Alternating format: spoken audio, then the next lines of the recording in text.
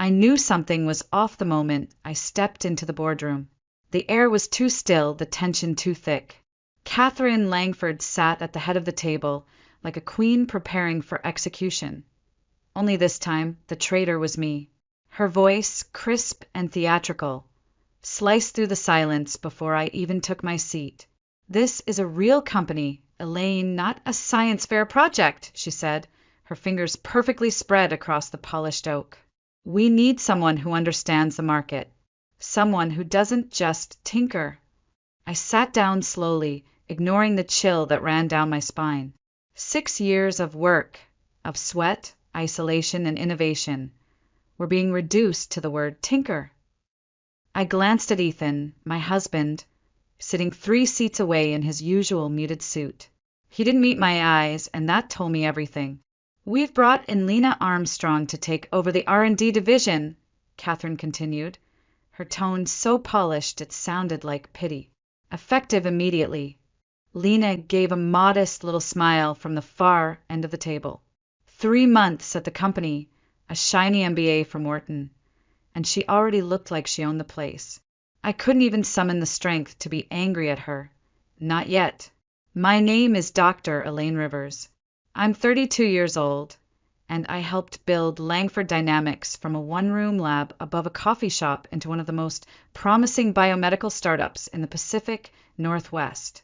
But none of that mattered now, because to Catherine Langford, I was never more than her son's inconvenient wife. She had been waiting for this moment. The IPO was 6 months away, and she wanted a corporate face the investors could fall in love with, not a woman in a lab coat with calloused hands and messy notes. "You'll find the transition agreement in front of you," she said, sliding a folder my way. "We're offering a generous severance package, of course, and HR will help with your offboarding." I didn't touch the papers. I just stared at the embossed Langford Dynamics logo on the folder, my name not even printed anywhere on it, not even in courtesy. "And if I refuse?" I asked. My voice was calm, colder than even I expected. A part of me had already detached, watching the scene from outside my own body. Catherine's smile sharpened. "Then we'll revisit your employment contract. I believe there's a 5-year non-compete clause. Would be unfortunate if you couldn't work in this field anymore." I remembered drafting that clause. I had written it myself, back when I believed I was protecting our company, our future. Daniel, no Ethan, finally shifted. "Mother, maybe we should reconsider." "No, Ethan," she snapped. "This isn't personal. This is business. Elaine's contributions were valuable once, but we've evolved. We need leadership, not chemistry sets." I scanned the faces around the table. Not one board member looked at me. Not Mr. Fulton, who once called me the future of biomedical engineering. Not even Marta Jensen, who toasted with me when we landed our first military contract. They were all too scared of Catherine, or too tired of caring.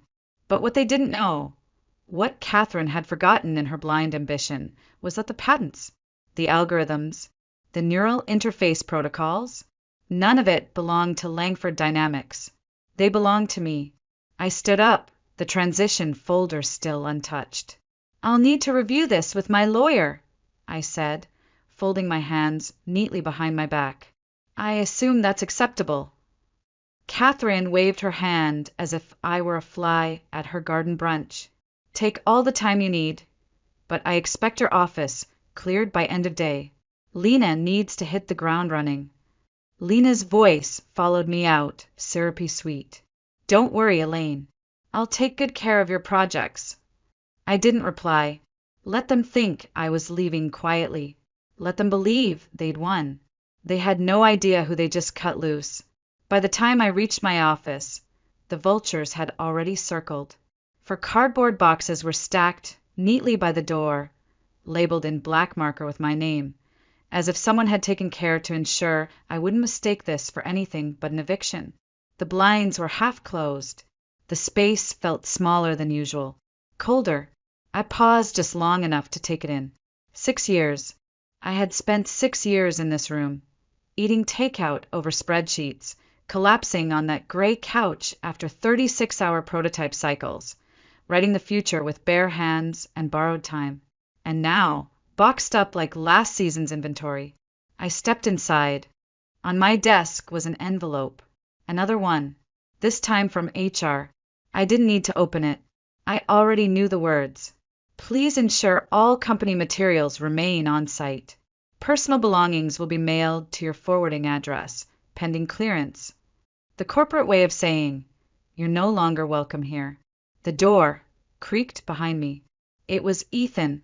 His tie was loose and he looked tired, like he hadn't slept, but not because of guilt, because confrontation had always drained him.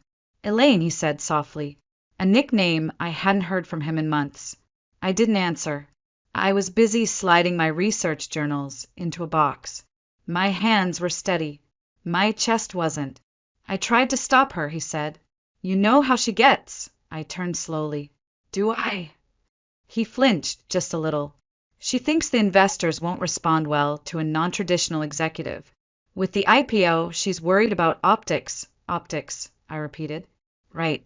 A woman with 3 degrees, 9 published studies, and a brain full of patents is bad optics.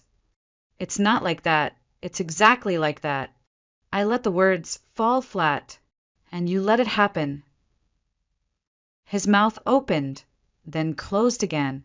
No defense, no courage. I reached into my desk drawer and pulled out the only thing that mattered now, a small silver USB drive. On it was everything. My patent filings, my private correspondence, my experimental logs, copies of all licensing agreements I had negotiated, always as an individual, always in my name. Catherine had never bothered to read the fine print. I'll be out of the house tonight, I said, closing the lid on one of the boxes. I'll book a hotel for now. Elaine, wait. He stepped forward, as if realizing something was slipping through his fingers. We can talk this through. I know she was harsh, but we can fix this. I laughed. Once. Sharp. Empty. The IPO. I said, my tone suddenly calm. Good luck with that. His brow furrowed. What do you mean? I didn't answer. I picked up the first box and started walking. His hand caught my arm gently. What are you planning? He asked, his voice cracking under the weight of fear.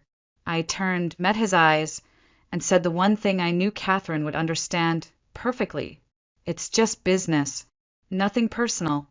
Then I walked away, leaving my husband standing in an empty hallway, surrounded by silence and the very empire that would soon begin to collapse. The apartment I moved into wasn't much, bare walls, a mattress on the floor, and a view of the highway instead of the sound. But it gave me something I hadn't felt in weeks. Control. No footsteps outside my office. No eyes tracking my schedule. No emails from HR. Just silence and the low hum of something rebuilding itself inside me. 1 week after my forced exit, I walked into the marble lobby of Delgado and Rice LLP with nothing but a USB drive in my coat pocket and fire in my chest. Jonas Delgado looked up from his desk the moment I entered. I saw it on the news, he said, pushing his glasses up the bridge of his nose. Langford's big shakeup. Guess I shouldn't be surprised. I am, I replied, dropping into the chair across from him. Not that it happened, just that it took her this long. He nodded. You're ready.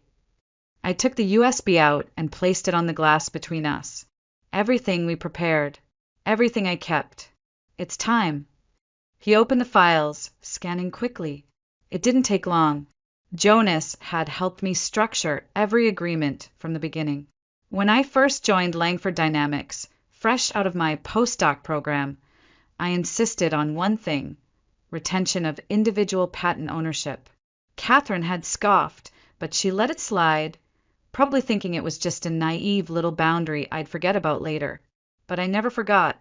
You're covered, Jonas said after a moment. All core patents are yours. Langford Dynamics only holds usage licenses, temporary ones, tied to your employment. And now, he smiled faintly. Now they're expiring, and they can't launch their new product line without infringing. If they do, we sue.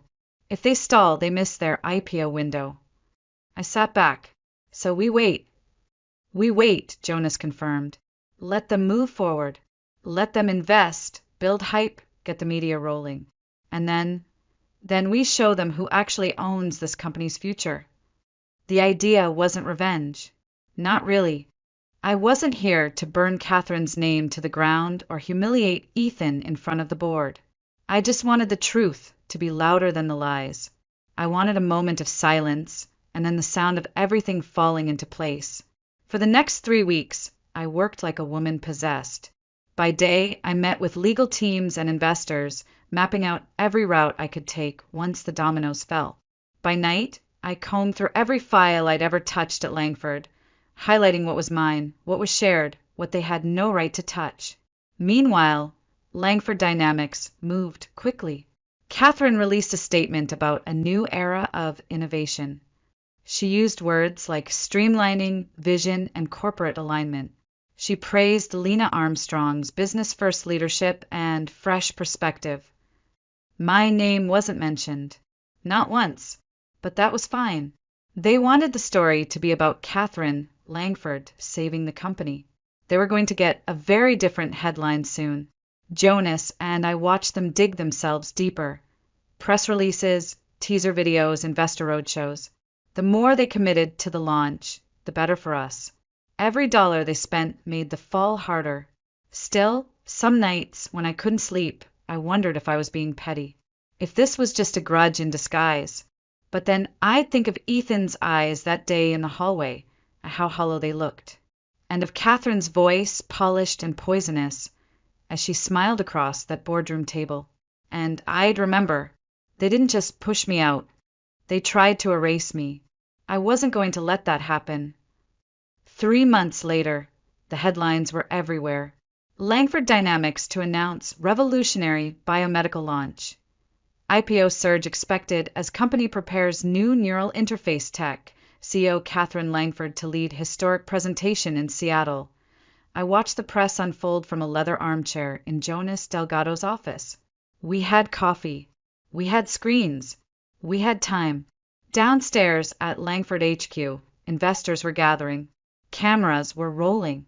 Catherine was preparing her speech, probably practicing her signature pauses, the kind that made her seem in control even when the ground was cracking under her heels. They're 10 minutes out, Jonas said, checking the live stream buffer.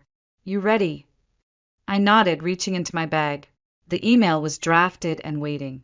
All I had to do was press send. The stream came alive. Catherine Langford took the stage in her deep navy power suit, a smile so practiced it barely twitched under pressure.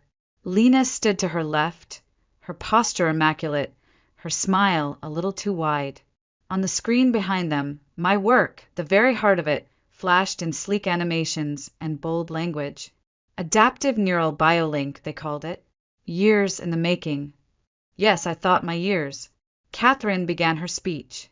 Ladies and gentlemen, this moment marks the culmination of relentless innovation and visionary leadership. I didn't need to listen. I had written versions of that speech before, when we were smaller, when we were honest. But this wasn't about memories anymore. Now. Jonas asked. Wait, I said, sipping my coffee. Let her finish her big opening.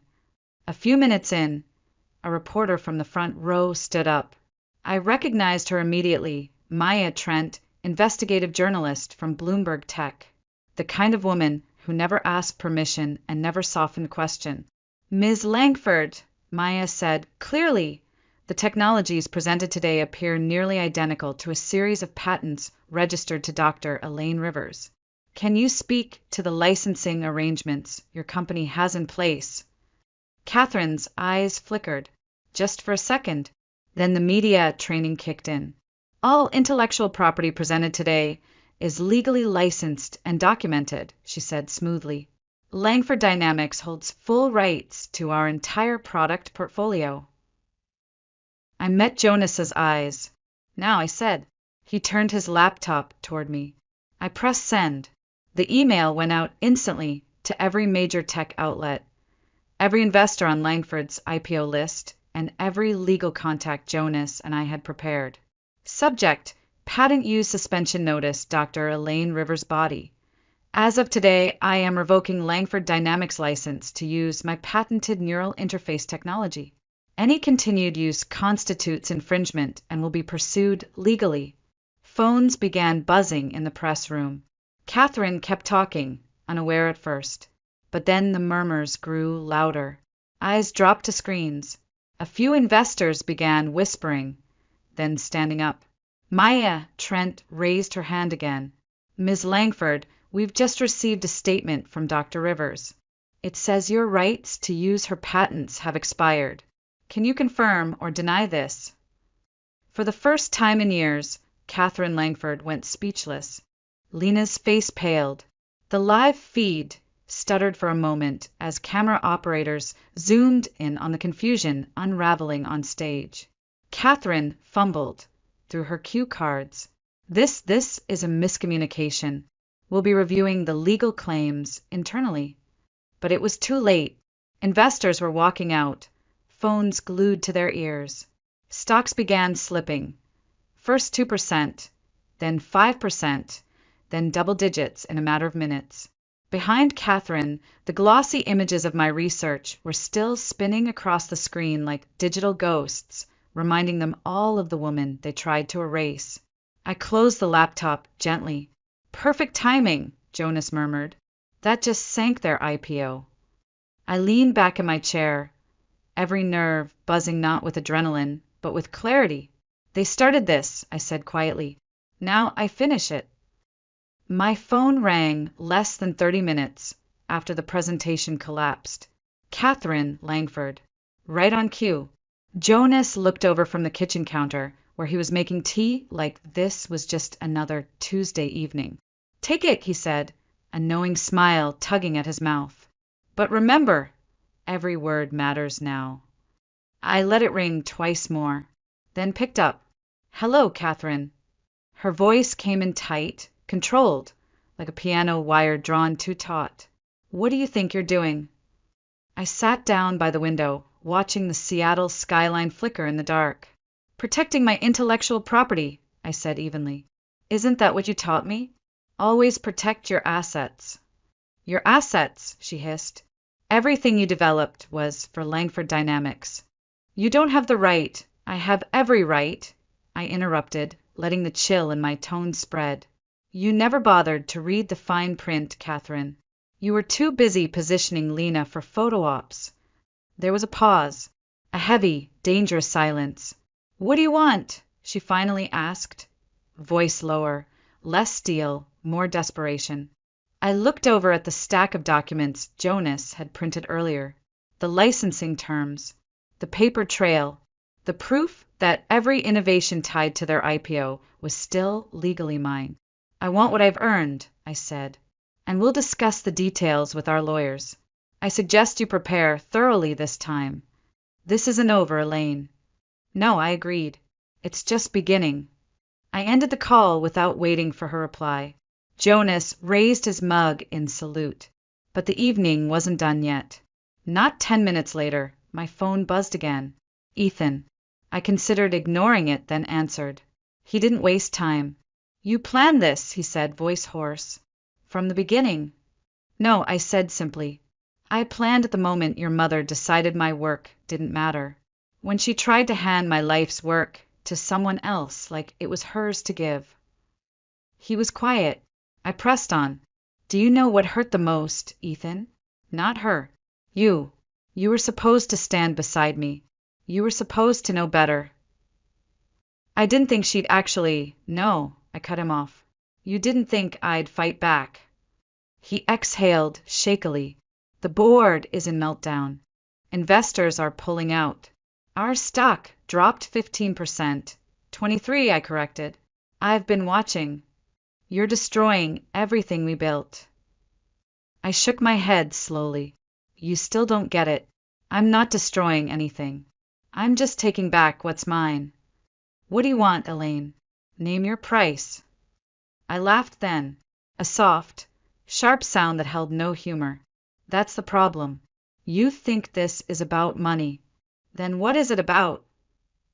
It's about respect. It's about knowing what I built and refusing to be erased for the sake of your mother's vanity. He was silent again. I walked to my desk, picked up a slim folder, and pulled out the printed email chain. Do you want to know what she wrote about me in her messages to Lena? That I was a necessary inconvenience. That I needed to be managed out quietly so you could pursue a more suitable future. His voice dropped. Where did you get that? I'm the one who built your company's entire data security system, remember? When he didn't answer, I added softly, You weren't just silent, Ethan. You were complicit. The last thing he said before hanging up was almost a whisper. She never thought you'd go this far. She should have, I replied. You both should have. I stood by the window long after the call ended, watching the world go on outside, while everything Catherine Langford built began to unravel. And deep in my chest, for the first time in years, I felt free. The message came through a private number, just past 10 p.m., Lena Armstrong. I need to talk to you. In person. Please. I considered ignoring it, but curiosity has a way of slipping through even the strongest walls. So I agreed on my terms. The next morning, I arrived at the Edison Cafe on Peachtree Street. Quiet, upscale, neutral ground. Lena was already there, sitting stiffly at a corner table with a cappuccino she hadn't touched. Her blazer looked slightly wrinkled. Her face, usually polished to corporate perfection, was pale, exhausted. Elaine, she said as I sat down, voice strained. Thank you for coming. I nodded. Why am I here? She took a breath. This isn't about saving face. I know what I did. I know how it looked. But you need to understand, I thought I was stepping into a role. I didn't realize I was stepping into a war. I stayed silent. She told me you were stepping down, Lena continued, that you were overwhelmed, that the company needed a steadier hand for the IPO. I believed her. I raised an eyebrow. And you believed that without asking me? Without a single question? Her lips tightened. I was ambitious, naive, maybe both, but that's not why I asked to meet. She pulled out a flash drive from her coat pocket, setting it gently on the table. She's preparing to sue you. Hard. Not just civil litigation. She's working with a team to fabricate internal documentation to make it look like you developed your patents on company time, without prior agreement. I blinked slowly. She's planning to tie you up in court until your licenses expire, hoping to freeze your ability to collaborate with any new partner, Lena added. She's even considering criminal charges, fraud, data manipulation, misappropriation. I let the silence stretch, then said, Why are you telling me this? Her shoulders slumped. Because I didn't sign up for this kind of war. I wanted to lead R&D, not destroy the woman who built it. And because I know what it feels like to be used. She's using me now the same way she used you. I reached for the flash drive, but paused. If I help you land on your feet, what's stopping you from flipping again when things get hard? Her face flushed, but her voice finally held some steel. Nothing, except that I'm done being someone's pawn. I want out. I pocketed the drive. You'll send me everything? I asked. Every document, every email, every voice memo I've been copied on. And you understand what happens next, right? I said softly. This ends with her removed. Publicly. Lena nodded. I'm counting on it. As I walked away from the cafe, I could feel it, pieces clicking into place. The trap she'd set for me was about to spring shut on her. That night, I sat in my apartment with the lights off and reviewed everything Lena had sent. It was worse than I expected. Catherine had been preparing this for over a year, long before the IPO talks began. Her emails outlined a strategy to paint me as an unstable founder. Her memos to PR hinted at quietly phasing out the scientist image in favor of professional female leadership with market polish. She hadn't just wanted me gone. She wanted me discredited. I forwarded the full archive to Jonas with one line: "Let's end this." The elevator ride to the 21st floor felt different this time. No bitterness, no fear, just focus. Jonas stood beside me, a leather portfolio under one arm and a quiet fire in his eyes. "You ready?" he asked. "Let's finish it," I replied. The boardroom was already full when we stepped in, just like the day I was ousted. Same table, same polished wood, same silence. Catherine Langford stood at the head of the room, mid-sentence, gesturing toward a projection of financial projections. Ethan sat beside her, shoulders tight, eyes flickering toward the door when he saw me. Lena was there too, pale, but still. The moment Catherine noticed us, her voice froze. "What is the meaning of this?" she snapped. "This is a private meeting." "Actually," I said, placing the folder on the table, "this is exactly where we need to be." I looked at the chairman, an older man named Bruce Taylor, who had served on this board longer than anyone. "We have evidence of attempted fraud, patent theft, and internal manipulation that concerns every shareholder in this room." "Let her speak," Bruce said firmly. "Given the company's current crisis, I think we all deserve transparency." Catherine's jaw clenched. I opened the folder. For the next hour, I presented everything. The patents filed in my name, the licensing agreements, the termination triggers, the internal emails, doctored, forwarded, and deleted, Lena's sworn testimony, audio clips, memos, every single thread Catherine had pulled to quietly erase me, now strung together in public view. Her face changed color 3 times, but she never interrupted. Not once. When I finished, the room was quiet, the kind of quiet that carries consequences. Catherine stood. "This is ridiculous," she said, voice trembling. "She's trying to destroy everything we've built." A pause. Then Ethan spoke. "No," he said. "She's trying to save it. From you." Gasps rippled around the table. Catherine turned to him, horrified. "Ethan." "I move for an immediate vote of no confidence in the current CEO," he said, standing straighter than I'd ever seen him. One by one, hands went up. Unanimous. Within minutes, Catherine Langford was no longer CEO of Langford Dynamics. Within 2 hours, the board had voted to approve my proposal, an emergency partnership with Thompson Medical that would stabilize the company, preserve my patents, and avoid a catastrophic lawsuit. A merger that would transform both companies into something stronger, and mine. As the room cleared, Ethan approached. His eyes were tired, but genuine. "I know it's too late," he said quietly. "Too late for us, I mean. But thank you for showing me what real strength looks like." I nodded. "Take care of the company, Ethan. Make your father proud." Then I turned, gathered my things, and walked out of that boardroom, not as the girl who had once been someone's wife, but as the woman who just rewrote the future. The new office wasn't grand, not like the glass fortress Catherine used to rule from, but it had everything I needed: light, space, silence, and a locked cabinet full of signed licensing deals. I stood by the floor-to-ceiling window, watching the Seattle skyline blink against the fading light. Behind me, a full wall was lined with framed patents, my name engraved on every one, not hidden in a lab, not buried in fine print, but visible, public, proud. 6 months ago, they tried to write me out of the story. Today, I sat on the board of directors of Thompson Medical, one of the most respected tech health firms in the country.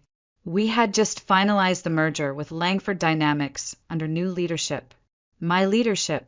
I had spent the last few months rebuilding what Catherine tried to destroy. Not just my reputation, but my voice, my momentum, my belief in the work itself. We launched 3 pilot programs for adaptive neural recovery therapy in veterans' hospitals across the West Coast. The first clinical data just came in. The technology one created was changing lives. And for the first time in a very long time, I felt like I could breathe. A soft chime pulled me out of the moment. A package sat on the edge of my desk, small, brown paper, hand-addressed.